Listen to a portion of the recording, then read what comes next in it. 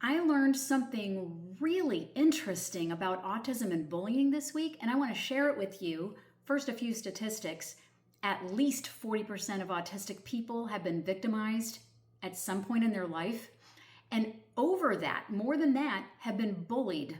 So that is physical, like pushing and shoving. It's verbal, like name calling. And it's psychological, like leaving people out or public humiliation, even stalking.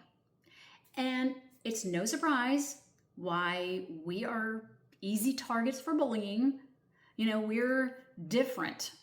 Jokes go over our head. We take things literally. We overshare. We don't get social cues. We're not interested in the same things. And people equate different as bad, and therefore we get bullied. But here's the interesting thing. Autistic people don't always recognize these behaviors as bullying. And I thought that was really interesting because when I looked back in my own life, I think of instances where people were really mean to me. I mean, like pulling my pants down in the middle of the field in middle school, or sticking gum in my hair and then cutting the gum out and leaving my hair this long. I mean, those things were not good.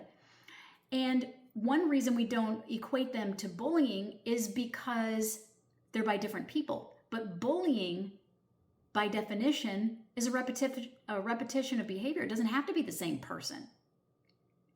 And also, because since we tend to be, trusting, giving people lots of chances, we don't always see poor intentions. We think the best of people. And sadly, sometimes we're used to being the problem. We just think that it isn't bullying because even though we know the behavior hurt our feelings or was embarrassing, if the person comes up and says, "Oh, I didn't mean it that way," or "it was a joke," we give them the benefit of the doubt. Now, this is a problem because if we don't file it as bullying, we don't set better boundaries, and we can become increasingly anxious, depressed, hypervigilant, because we never know when these things are going to happen. So a big piece of the puzzle is this. Ask yourself, is this a pattern? Do they treat other people the same way they treat me? Do they treat me the same way when another person or an adult is around? And here's the bottom line.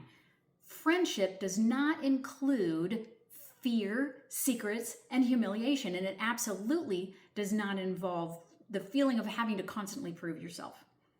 I hope this helps, and I hope you all have a great day.